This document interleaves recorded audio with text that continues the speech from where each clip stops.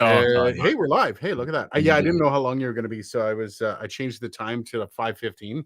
I just changed it back. So let's see how many people actually pour in and how many are like um yeah, 5. Okay, so we got 5 in. All right, how's it going, everybody? Camille says hoping for new BMD arms. What are BMD arms? Boom I'm guessing they're boom arms. Boom densitometry. I can't even read that. Holy crap. Anyways, atoms. Build atoms. BMD atoms. ATEMs. ATEMs? Oh, Black Magic designed ATEM. ATEM minis. Okay. I figured it out. I'm good. DJ Play Nice. How's it going? I like UK. Greetings. How's it going with you too? Camille, of course. Hey. We lost 2 people. We started with 5 and it just shrunk to 3. People are like, nah, I'm out of here. Yeah, Black Magic Design. I got an invite from Black Magic Design to go to their booth, and I'm set up. I've got a little like appointment to go see them.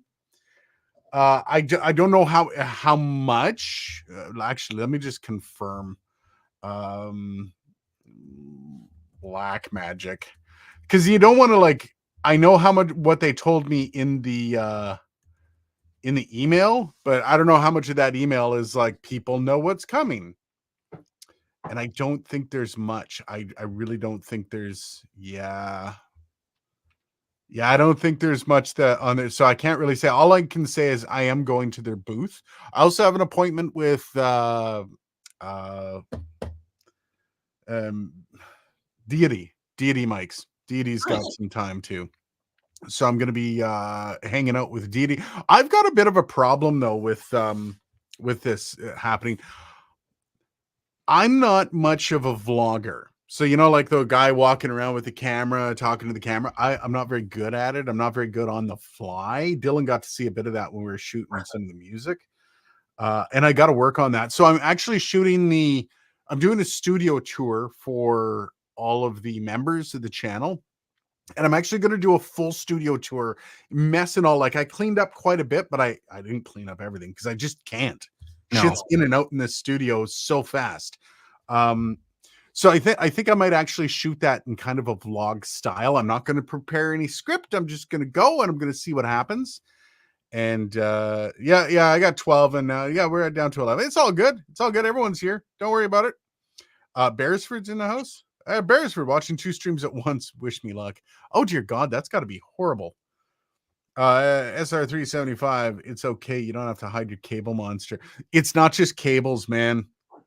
It's everything. Like something gets pulled out, and then it'll spend like a half a week on my desk before I'm like, I got to put that away. But then I've got 15 other things, so I just put it on a shelf, and then eventually it gets back to its regular spot. And Oh yeah, there's so much about it. For me to actually do a full clean and put everything where it's supposed to be is usually a once a month thing when I have time.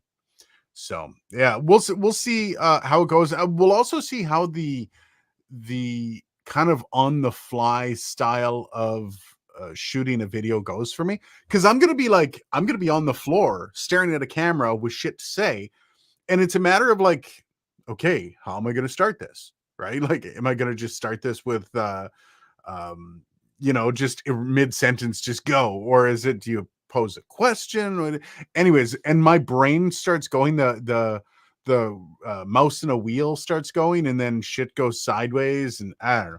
Yeah. I just have to think back to my days doing a morning show and try to maybe do it best like that. How do you feel like you, when you're kind of going live and stuff? Do you do stuff like that? Do you wing it? Oh God, no, I've never done that. I honestly, I've thought about this before, about like you just getting that skill up to par, because yeah, there is a skill to like unedited interaction with the general public, at least to a degree, right? Through social media, because it's weird. It's like it's kind of like, the visual version of being on the radio. You don't know, nobody could be there. Yeah, 20 people there. There could be 1,000 people there. You don't know, and you've got to kind of not shift your perspective. You got to ignore that, and that's hard to do. Logitech the Core.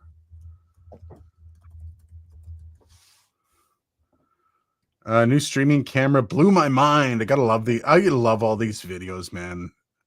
Oh man, that looks kind of cool. Mevo announces the Core Micro Four Thirds streaming camera. See, I don't want no Micro Four Thirds. I'm done with that kind of crap. No. So yeah, I'll check it out, but probably not. I'm going full frame now. This is a crop sensor that I'm using here, the Canon. I still haven't moved my stream over to the Sony because it's USB-C. I think I haven't even played with the live stream of it, so we'll see how that goes. On the fly, SR375 on the fly helps when you have a slight buzz. That might happen while I'm in Vegas. I do know there's some plans with some of the retailers to go grab a drink. It's going to be kind of fun because it's kind of a, they know you're coming, so like they make, hey man, we're going out for dinner tonight. Yeah, so a lot of that stuff's going to be happening throughout the week, and probably do a bit of gambling, but most of it is going to be going back to the hotel room and editing video every single night. Awesome. Doing prep and having an idea plan, and then you can wing it. You know what? That's a great point. However, when you're in a situation like I'm going to be walking the floor at NAB, so there's going to be some relatively prepared videos when, you know, I go to a specific booth for an appointment and I'm shooting there and I kind of know what I'm getting into. But then there's other things that I'm just going to be shooting and shit's going to happen. So part of it does have to be on the fly. It's going to be interesting. Full frame mirrorless Nikon or nothing. Yeah, I can't do mirrorless. Sorry. Or I can't do Nikon. Sorry. Wow. Geez. Yeah, I was gonna say, what are you I was talking looking at Liberty Dude's comment. F Logitech. Yeah. Yeah. Micro Four Thirds. I don't understand that. That's such a crop on that. Owen, hope you have a great time. I think I'm gonna have fun. It's gonna be stressful putting all the content together, and I think I'm gonna try to go with less editing. Like I'm gonna do a video of me getting into Vegas, and you know, I'll do the usual vlogger crap that you expect from that kind of stuff. And that's gonna take me a little bit longer. But for a lot of the from the floor videos, like I'm going to be doing probably 3-4 minute hits of something that looks cool. Like if I see something that's like, holy crap, I need to share that. And I've got an idea of I know a few things that are happening and a few things that are going to be there. So those might be a little bit longer videos. There's a couple products that I get like a half-hour window to get in and check out. So those are going to be probably more intimate and more fleshed out videos. We'll see how that goes though. Vendor lunches, dinners, they are the best. Yeah, it's been a long time, man. Radio used to be good for like you'd go for lunch and the boss would pay or they'd bring in pizza or something. I miss those days. DJ Play Nice, the radio analogy is a very good one. I was a broadcaster for a decade in the late 80s, 90s, and I think that perspective is useful. Yeah, Dylan, you've never really done on-air stuff in your radio other than school, right? Not a ton. No. There's a certain like level of, by the end of a 5-hour shift, you're exhausted because you're constantly like you're on the edge, you're ready to go. So I'm wondering how like a couple 8-hour days in Vegas. Actually, no, that's a lie. I did some VTing, but it's not the same. Yeah, VTing's not bad. VTing's a nice way to kind of yeah, you still got to amp up for VT, which is hard. I do. I always love the idea because, you know, we did do a bit of it, you know, not in the pro leagues, but enough realistic enough to give you a pretty accurate sense of what it's like in the room. And I mean, it was fun. The adrenaline rush, man. Like all the shit you have to do, you're in a mode. You got to be in a flow state for that job, man. Yeah. And daily, even when you're in a shitty mood. Nowadays, you'll have a jock doing middays and VTing at the same time for 5 other markets.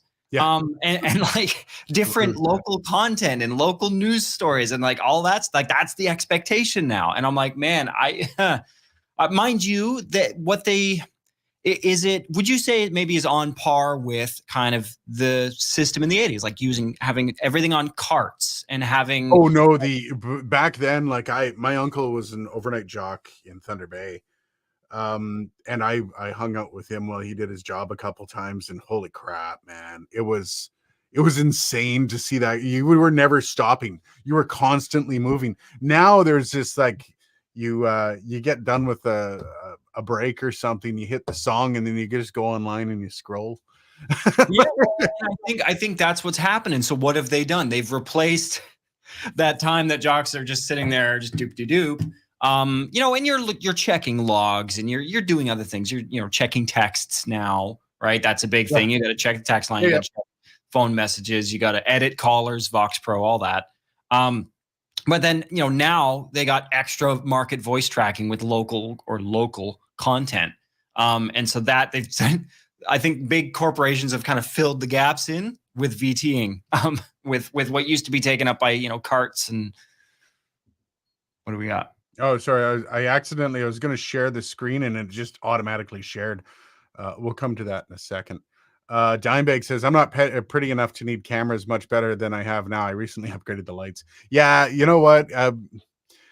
There's I shot the upcoming video because I'm doing a video on the NTR.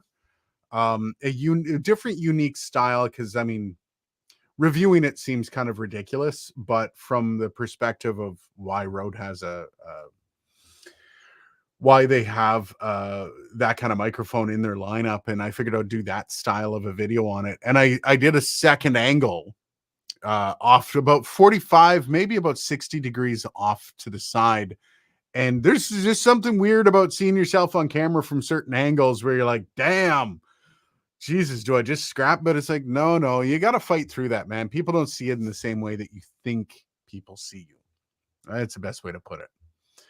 Only trolling you because you're on Sony. Yeah, I get that. Always speaking to one person. Yeah, the one person. That's the hardest part on radio and doing really any content. Once you get it, though, it becomes second nature. Yeah, I mean, I remember when I did some of it, I used to imagine like a guy or a girl, depending on the station. Like I used to imagine the target person, right? Who is the ideal listener to X station? There's always somebody, right? There's always that figure that sales kind of portrays in the story that they tell clients. And so I'm like, I want to know that guy because I want to picture that guy or that person in my head while I'm talking, and that makes it a little easier than just some abstract like, oh, there's one person. Who is it? We don't know. Yeah, so this somebody was mentioning the prompter here. I bring it up. This is, and you notice like I'm constantly looking down on my when I'm doing my when we're doing the live stream, even when I'm talking to Dylan, I try to look at the camera. It's so hard. I'm gonna be getting the prompter. Now, this is like I just want the prompter. I don't want the bundle. They're expensive though, eh? No kidding. Have you heard about this? No, but I could benefit from that. This is basically so this prompter has a program on it, so the screen comes included here. Yep. And unaccountable price. You run a program and you can basically throw anything on there. So like I could throw on the you and I talking on that screen and I can just address the camera because everything would be on my camera. That price, so man, $379.99. That's a Canadian, obviously. Yeah. It looks, and it doesn't mount. So my prompter is the glide gear where your camera mounts to the prompter and sticks inside this little thing. This prompter actually just goes right on the end of your lens. Okay. So like it holds the prompter up. That's a useful thing. How big is it? Like what's the inch of the screen? Like how many inches is the screen? It's a good size. I don't actually know. I watched Tom Buck's video on it. I don't know. This is the one thing I'm hoping they're at NAB, so I can maybe ask him if they can, just spot a brother. Just hand it over. I'll review it. Yeah. Elgato doesn't deal with me yet. Yet. I missed a whole bunch of comments. DJ, I was in Vegas in late January for SHOT Show, part of an editing crew, so I can totally relate to the late night, early morning push. Make time for your fun. Yeah, I'm going to be doing some stuff. I'm going to be enjoying certain things. There's going to be days, I'm guessing like Tuesday, because I'm there all week. I think I roll in Friday night and I'm not out till Thursday. And I'm guessing like Tuesday, all the fun happens in the first couple days of the weekend. And then everything else is just like people piling through to see all the stuff. I have a feeling I'm going to be done there earlier than Thursday. I think I'm going to have a couple days to hang out, and I'll still check stuff out and see if there's videos to be done. And there might be, but there's a good chance that it's just going to be me going to a casino and gambling or doing something. I don't know. We'll see. Currently cleaning my office is getting new paint, new desk, and a 42U rack for network kit. Ooh, all to have a nicer camera background. I did that. I painted this wall because my other set is gray. I got the dark, kind of like the dark gray. And actually, I'm going to be including this part of my set with my Sony, because the wide full frame 20 millimeter view, without the crop. Oh, damn, it went down. Don't do that. Don't do that. Get back. The 22 millimeter wide lens kind of incorporates that. So I'm actually putting up a palette wall over there. So yeah, I know the feeling, man, when you're like trying to get that nice background. And so I just got to figure out some more lights and stuff for the palette wall and shit like that. I hate people, so it's really easy to only address only one person. You know what? Most people on the radio are super introverted. Yeah, it's Most, true. It's most so morning true. show hosts hate people. So that checks out. And some of them are really like forward about it. Others are kind of like, you know, like they still seem to like to talk to you. Yeah. But it seems like they can't musk up that energy more than like once a month. Usually, like I'm very introverted. I don't like people. I don't like hanging out. I don't like, if you gave me the option, stay home and use a cheese grater on your privates or go to a party, I'm thinking it through. Like I'm sitting there going, how big's the cheese grater? Oh, and even now I find like promo people. Oh Like yeah. I knew a promo guy once, and I was, you know, somebody was retiring, and they're like, you know, I'm debating it or like video games basically, and I was like, I get that, I feel Yeah. that, I totally get that. But I mean, you know, it is good. I find most of the time broadcaster parties are a good time. Oh yeah. I've just learned how to be social. Like I Yeah, can go to the bar and hang with all my friends. And I also recognize that there's part of me that enjoys being social. yeah, Like going to Vegas, I'm going to enjoy that. When I come home, I'm going to collapse. I have yeah. very little energy for a lot of that stuff. And like this weekend, we have people over, in-laws and stuff like that. And it's just like, I literally have to find my own space. Even when we have parties here, I'll actually like secret away and I'll like go and sit in my studio and just kind of like avoid people for a half hour just to recharge a bit. And Yeah. yeah. Well, they say that is the categorical difference between introverts, extroverts. Extroverts gain energy from social interaction. Introverts lose energy in social interactions. Yeah, SR375. Today I learned. Wow. Yeah, yeah. Most so creatives in broadcast tend to be a little quirky. There's some sort of quirk with broadcasters in one way or another, and I found that actually translates over to YouTubers. People that are successful on YouTube tend to have those same quirks. They tend to be a little like, it takes, think about this. I'm sitting in a room talking to a camera. Nobody else is here. And you have to pretend like let's say we're not doing the live stream. You have to pretend like I'm having a conversation with you when I'm talking to you. That takes a little bit of screws loose in your head. And I'm not even joking. It actually takes a little bit extra of, is something wrong with that boy? Yeah, Um even it's interesting now. Like I've been scripting out a lot of videos, and you know, trying to figure out like, okay, how would I say it? But then it's like, okay, well, no, like if I was talking, I'm not talking at somebody, I'm talking with somebody. yeah, Like, how would I say this if I was talking with somebody? Right? it's That so hard. conversationalness, all right? And rather than to just puke information onto somebody in like paragraph format. Yeah, and it's one of those, like I use my hands, and I've learned a few ways. I forget who was telling, they're like, wow, you're really good at, like, you read off a script. And it's like, yeah, it's all scripted, but I've learned certain things to make it look like I'm not reading. And I actually prompt what's his name? Dan Wiley. Mhm. Remember the jerk from London? Dan Wiley is the one that made me realize it's possible, because he ripped me apart in um, an air check once, and he's like, dude, why What? don't you Dan script? Wiley ripped you apart? No Oh yeah. way. So he's like, dude, why don't you script? I'm like, well, because I mean, it's on the fly, man. This is the best stuff. And he's like, dude, you're an idiot. He said, what is your favorite movie? And I'm like, okay, well, I just threw a movie out there. He's like, do you think the actors learned their lines? I said, well, yeah, of course. Do you think they just winged it? I'm like, no. He's like, why? No, yeah, no, 100%, And he's like, because the best content is pre-written. People aren't good on the fly Wait, unless but you're Robin you Williams. know, a big part of it though, and some people don't realize this is like I'd say like 80% of it is right the way you talk. Yeah. Right. When you're organically having a conversation with somebody, are you going to say that is, or are you going to say that? You're probably going to say that, right? Yep. Like little things like that, in the same way that I always would say to a creative writer who's trying to write a script that sounds conversational, I'd say the same thing. Write the way people converse. If Yeah. you write like information is being directed at you, then that's kind of what it's going to sound like. It's going to be just very, I don't know, emotionless, but there's a certain flow to conversational speak that lends itself to the tone. Like you can't read something conversationally unless it's written to be conversational. Yeah. Dimebag says it'll always seem like I like you. I'm a nice person. I'm not.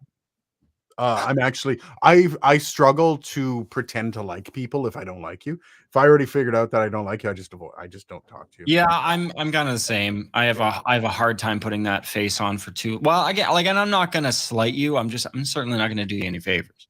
Yeah, Um, SR375 cheese graters. Is it now an adults only chat? If that, I mean, perhaps. Has this chat ever been for kids? That's a fair question here. Watch Like, it. yeah, I wouldn't bring kids to this chat. It's totally right about the Sunday to Tuesday fun zone at pretty much every week long trade industry show. I don't schmooze and booze, but there's always that minimum worthy gatherings, parties, event. Yeah, I feel like the latter part of it, as the rush of the new products wears off and everyone's kind of got they're kind of deflating after all that. That's when the dinners are going to start. I have a feeling it's not going to be the first couple nights. Everyone's going to be harebrained those first few days. So yeah, I'm not too concerned. Liberty, the concern I have with the prompter is the same with the video switchers. If the connected screw goes down, is it now junk? That's a good question. I don't know. I see the screw there on the add to stage. There we go. You can see the screw up here that's holding so they have different things on here, mounts. This one's for the Elgato HD camera, whatever they call it. But they have it for all size lenses too. So I don't know. That's actually a good question. And if it goes down, does that take your camera with it? That is the other question.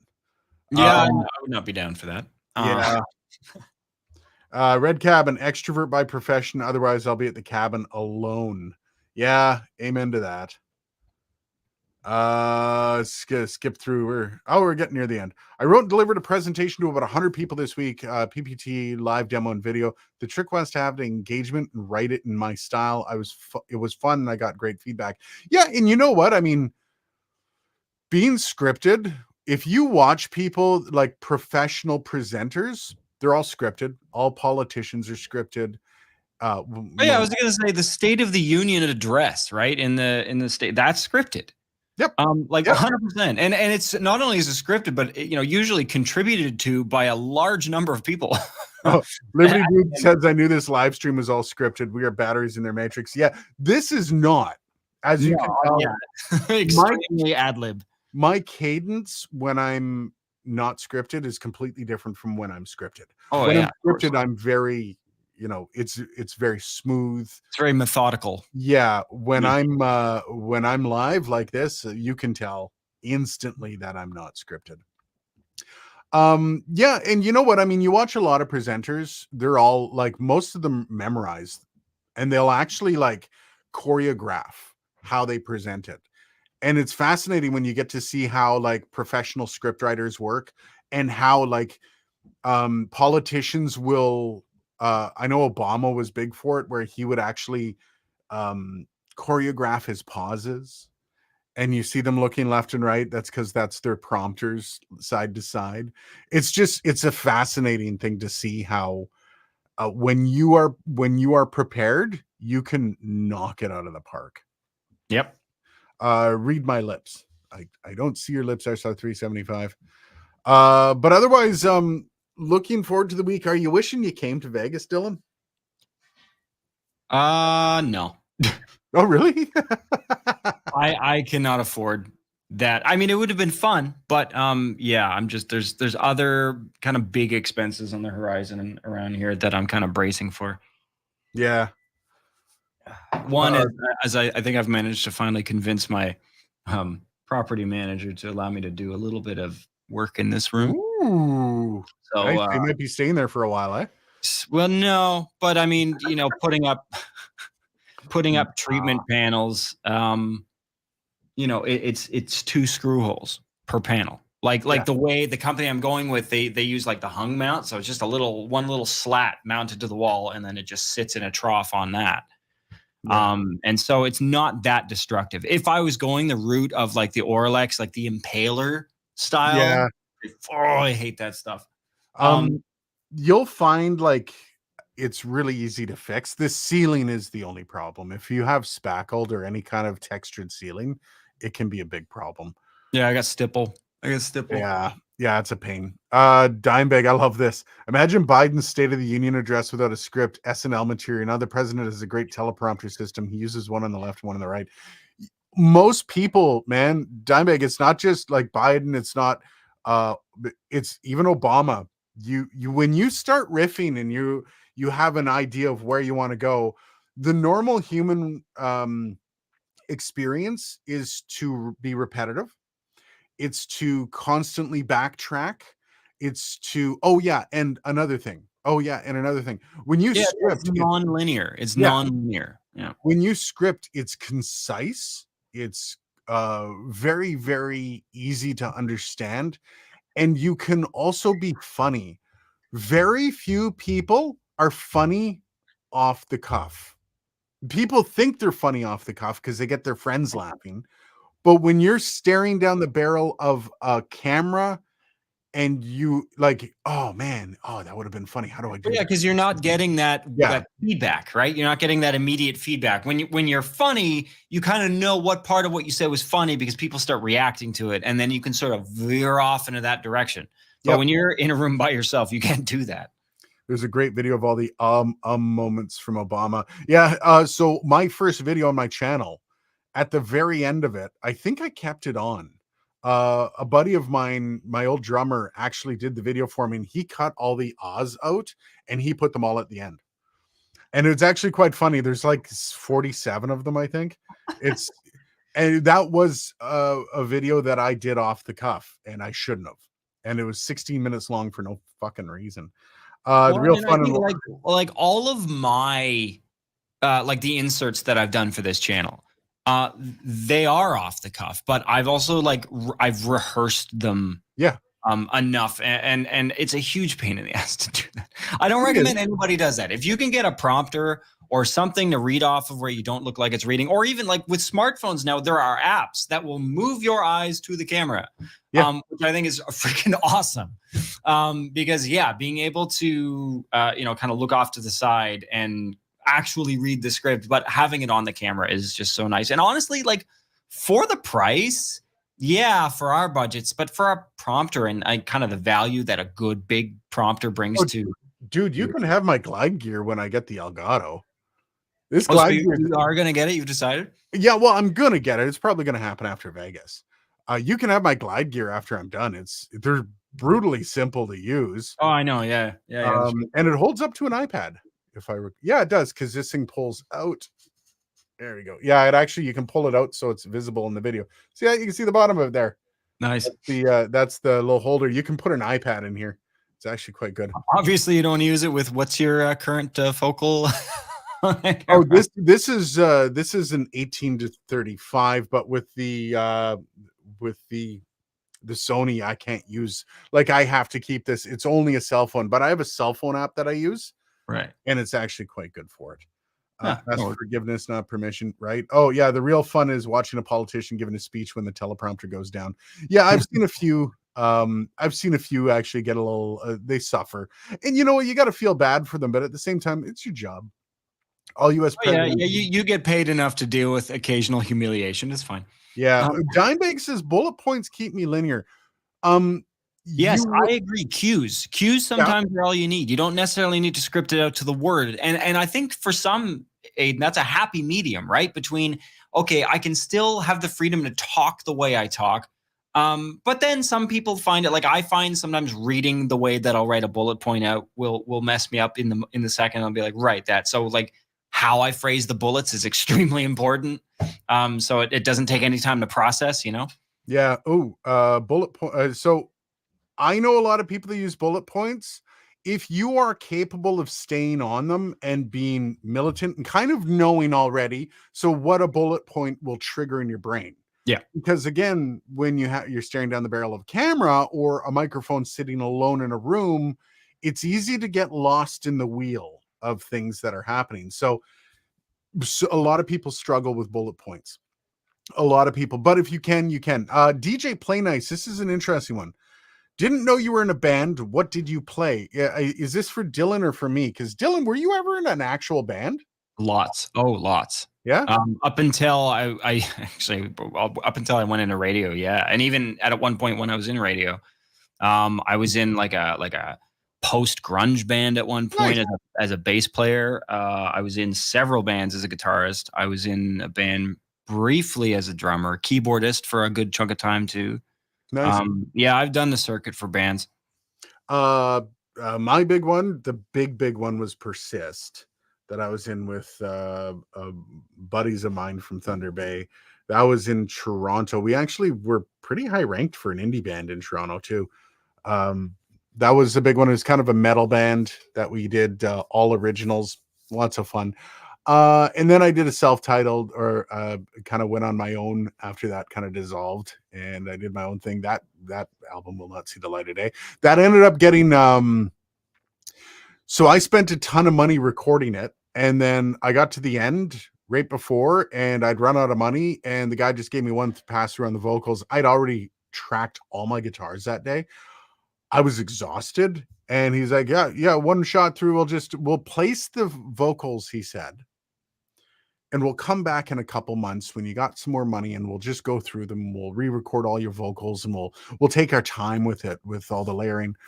And so and this was at Grant Ave Studios, Daniel Lanois Studios in Hamilton. And it was great. I just ran through the vocals sounded like shit. My voice was breaking because I did the whole album all the way through front to back and then done.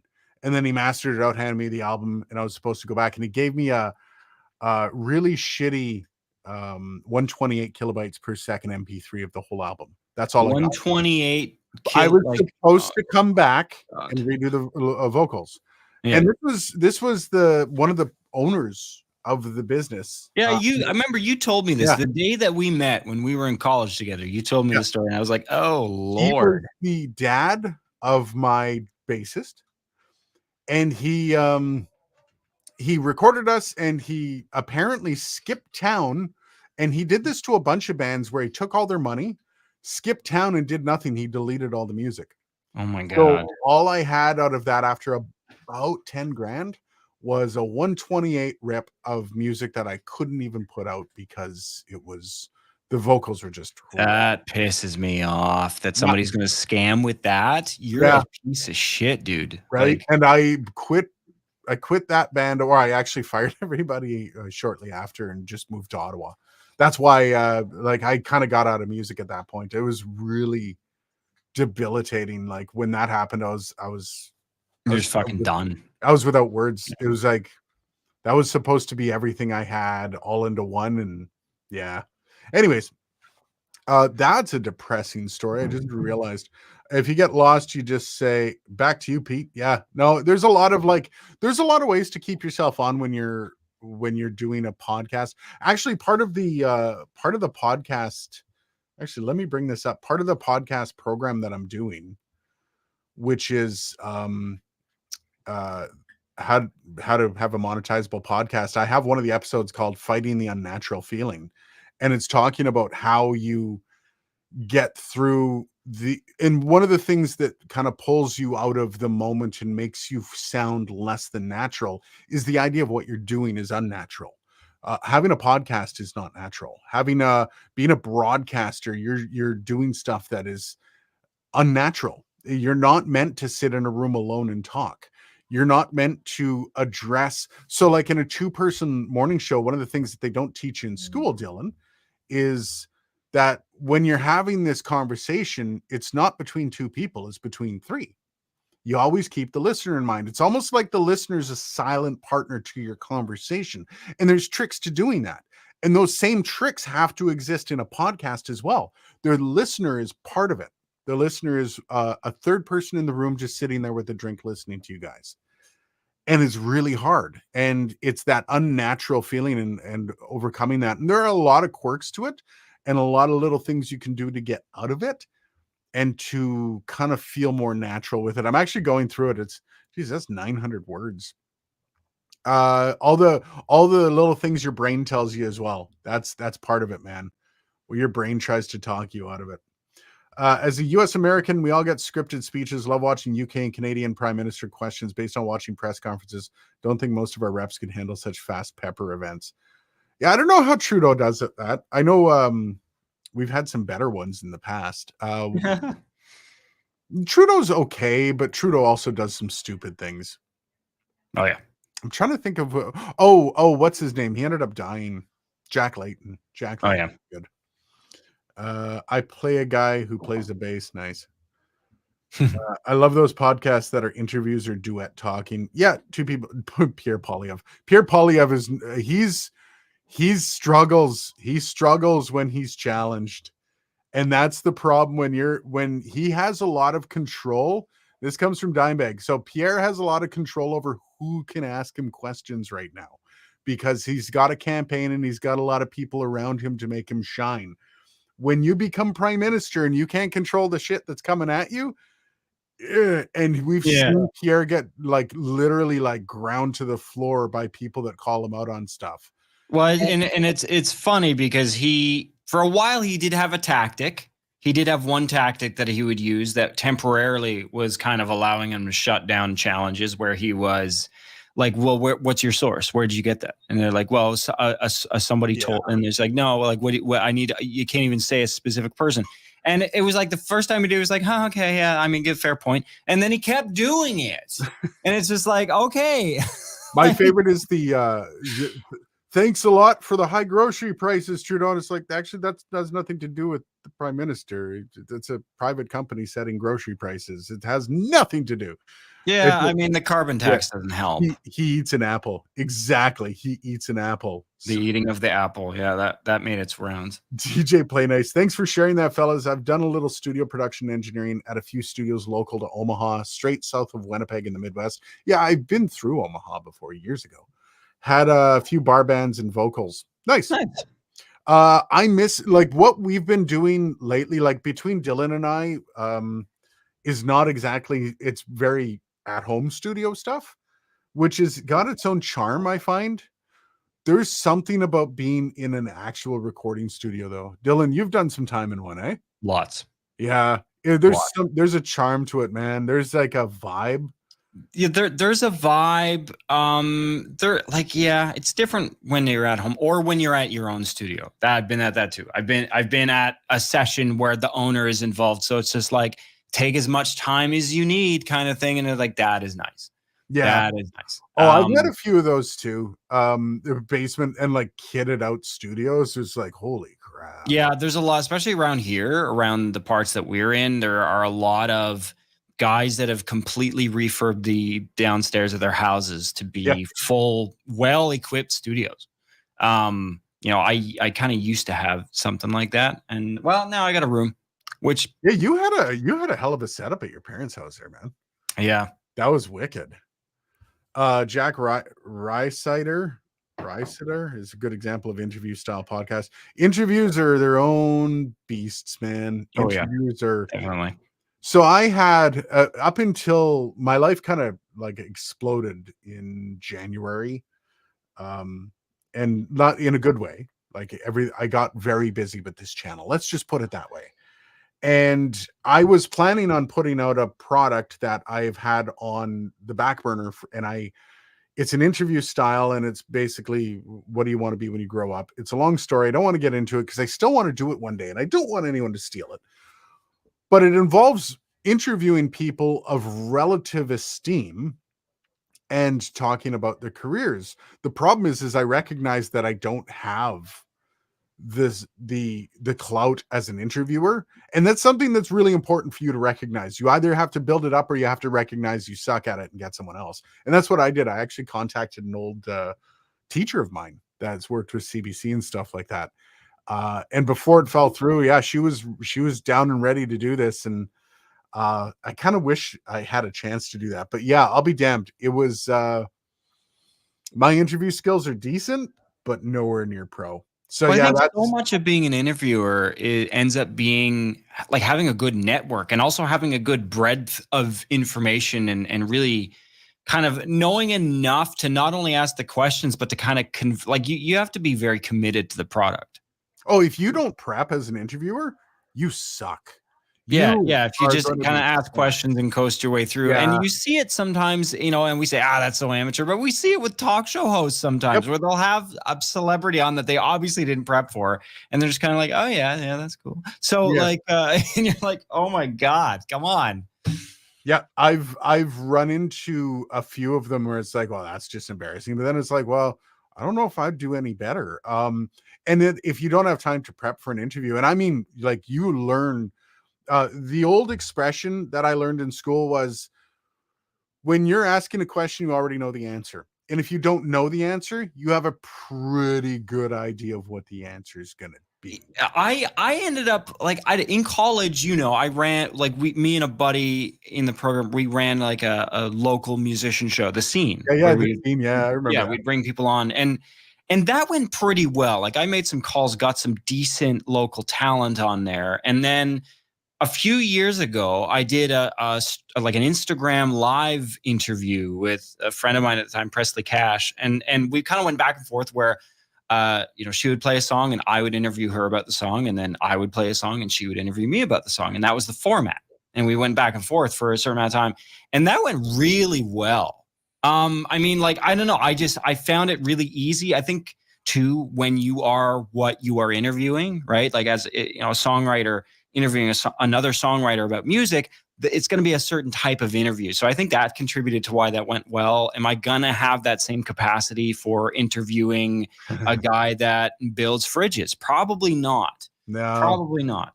passion has But to. I would try, because when you're in that kind of conversation flow state, it's really cool. Some really cool conversation comes out. Yep, absolutely.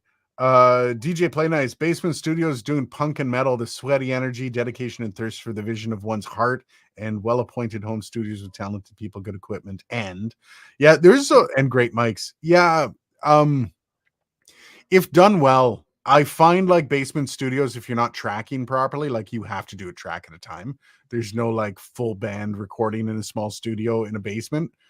Um, No, yeah, you're gonna do generally things separately. I've seen a few basement studios, like full basement studios, that have like a live room of sorts, a few booths, a board, even some here, like very professional people, like people that I have learned from. And their business is based out of these places. They have tape machines, they have a full console, they have a separate control room, like all of these things. Yeah, you could absolutely get extremely professional results out of a studio that happens to be in your home. I think a yeah, yeah. studio that is in the home is different from a home studio. I think a home studio, a lot of times, there's budget limitations, there are physical limitations, but you take both of those things off the table, and yeah, you absolutely can turn a house into a Gotta, fully functioning professional facility. gotta have to play with your knob there, man.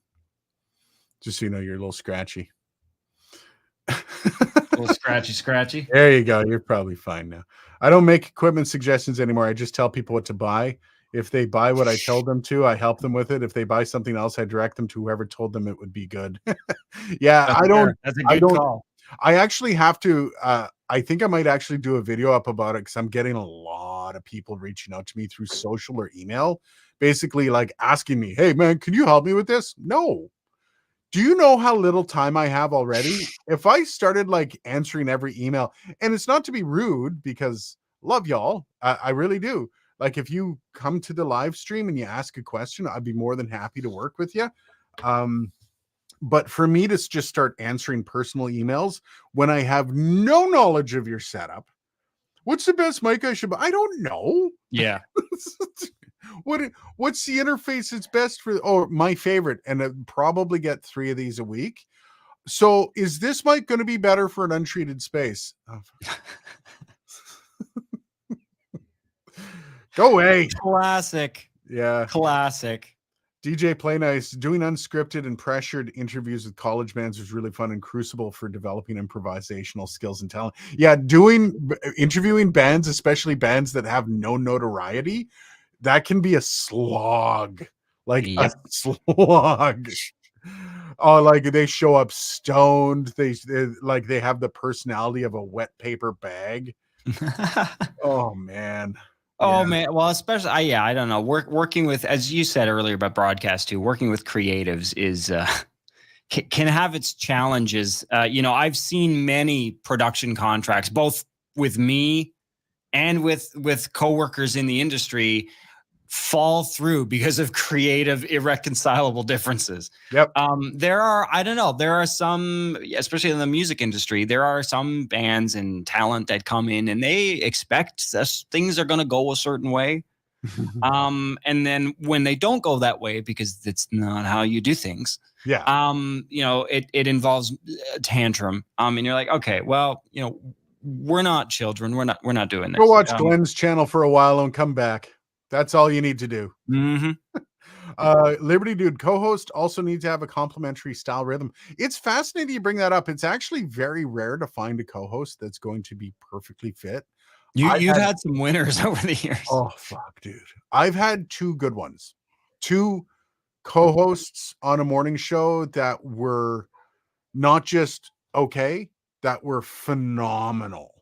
And that were knock it out of the park. And I won't even name them because there's a lot of co-hosts that might be watching this. So I'll make you think it's you. Don't worry. But yeah, 2, the rest of them bordered between okay and downright disasters. Like, and one of them I worked for over 2 years when it was brutal every day. So yeah, it is helpful. It's also very hard to find. Dimebag, what is available to us now is so much more than the Beatles had to get started. Oh yeah. Well, I mean, get started back in the day, like even you look back in the 90s, if you wanted to be a guitarist, if you wanted to learn a song, you either learned it by ear or you went out and you spent a ton of money on a tab book. If the tab book was available, if the tab book was accurate, there's a ton of old tab that was just dog shit. That there's some drunk guy throwing darts at a board for the numbers on the strings. Like, come on. So every once in a while you'd get like the tab that was official tab. That was brutally expensive. Nowadays, kids these days with the videos, you can slow a video down. If you wanted to learn a song through watching a video, you would have to like pause it on your. They used to have VHS tapes that you could buy for learning how to play things, and I remember I used to buy those. I used to get those, and then they had DVDs, and they'd have like a whole band's like all of a certain band's greatest hits or whatever, and they like walk through the things, and that was quite effective, but also expensive. Again, like it was brutal. Yeah. Or just play along with the record. That's most of the time. That's what I did is just play the song and just figure it out. Like.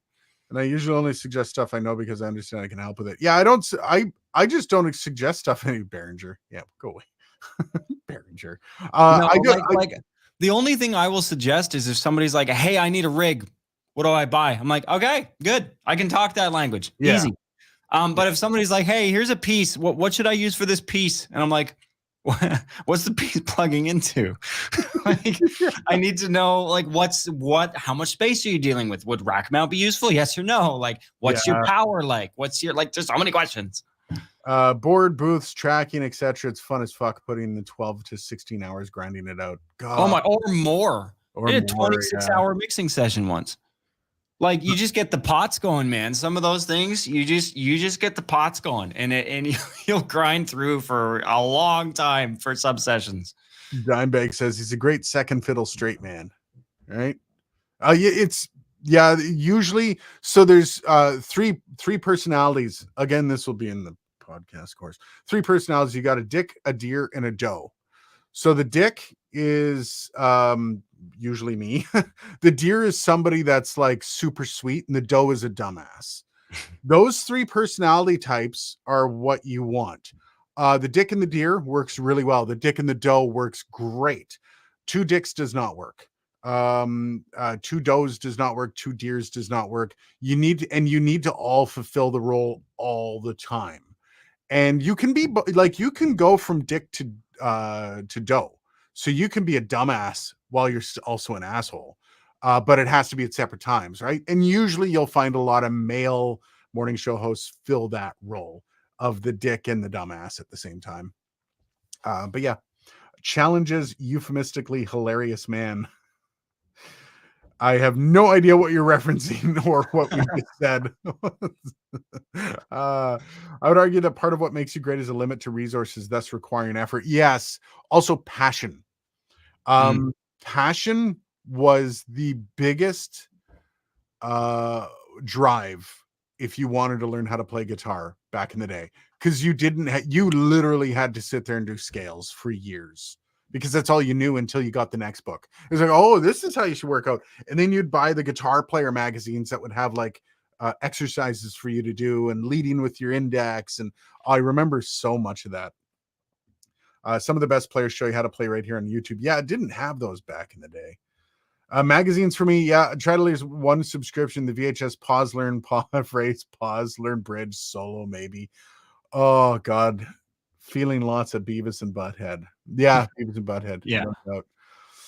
All right, guys. I'm gonna actually call it. I'm exhausted. I don't know if it comes through. I am like wicked tired. This has been a long week of putting content together. But yeah, hopefully you guys enjoyed the video coming Monday. We got a lot more stuff on the way in regards to, well, that Rode NTR is going to be featured in quite a bit. Let's just put it that way. So I still like that thing you sent me, man. I think it's got a charm. There's yeah. a charm to it. Well, there's Monday's video's got a little bit of music playing on it that man, it sounds very analog. Let's just put it that way, man. I love it. I love it. And I'm actually going to see if I get a content claim on this one, because I'm actually using music from a band from the 80s in the music. It's a band called Testament. So we'll see if that gets a content claim. We'll find out. Challenges was in reference to creative talent. Challenges. No kidding. All right, guys, have yourself a good night, and we'll talk soon. Talk later.